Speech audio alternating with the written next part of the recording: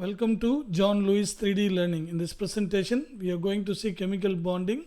The topic is differences between ionic compound and covalent compound. So let's see the properties of ionic compounds and covalent compounds. So there are 6 properties. We will see one by one. What are they and how ionic compounds and covalent compounds differ in those properties. First one, nature.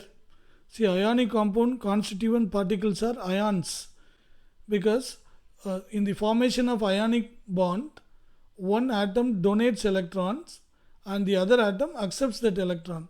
So thereby both become ions. Therefore, the constituent particles in ionic compounds are ions. That is why they are hard solids, because the bond between the positive ion and negative ion is very strong. That is why they are generally hard solids. Then what about covalent compound?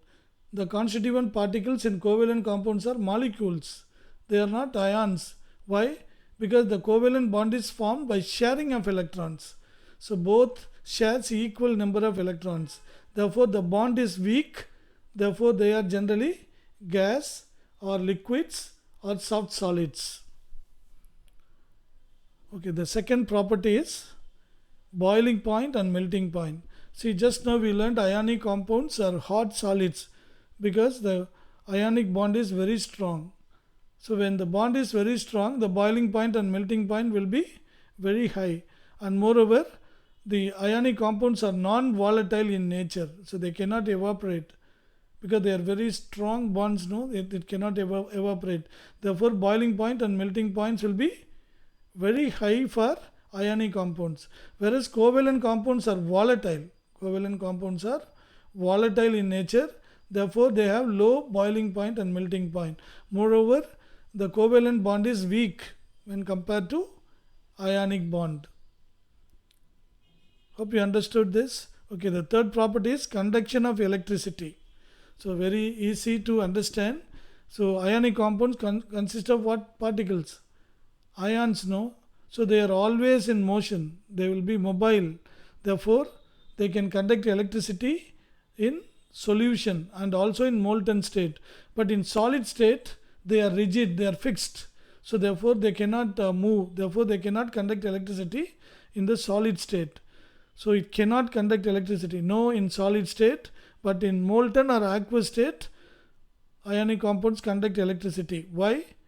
Because in molten state and aqueous state, the ionic compounds are in ionic form.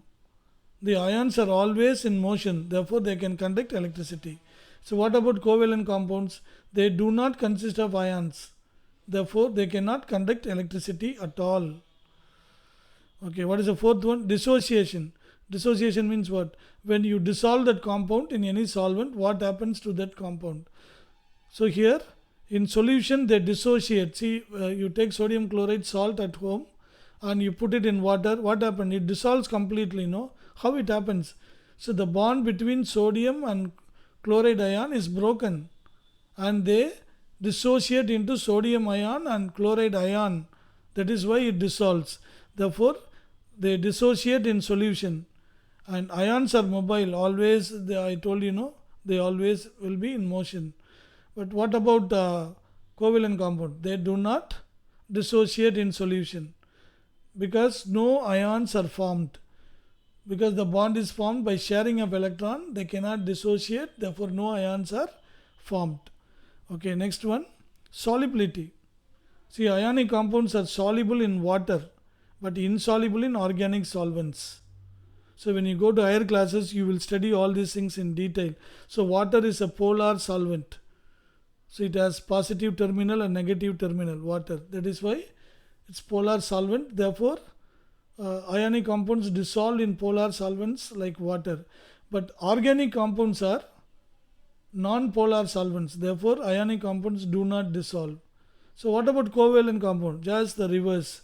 So not soluble in water, but soluble in organic solvents. Organic solvents means chloroform, alcohol. Okay, you will study in detail in higher classes. For the time being, you can understand chloroform, carbon tetrachloride, alcohol, all these things are organic solvents. So in which covalent compounds dissolve completely, very easily. Okay, what is the last property? Rate of reaction. Rate of reaction means what? How fast they can react with other thing. So ionic compounds show rapid speed because they are in ionic form, they are always in motion, therefore they can readily react. But in covalent compounds show slow speed. Why? Because there are no ions, the bonds are intact. The bonds are to be broken first, and then the old bonds are to be broken and the new bonds are to be formed. Therefore this will take some time, therefore they show slow speed.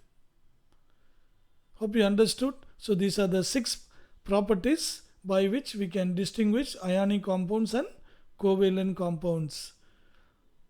Hope you enjoyed learning with me and you understood everything. If you like it, please click the like button and share it with your friends. Thank you very much for watching. Until we meet next time, bye bye.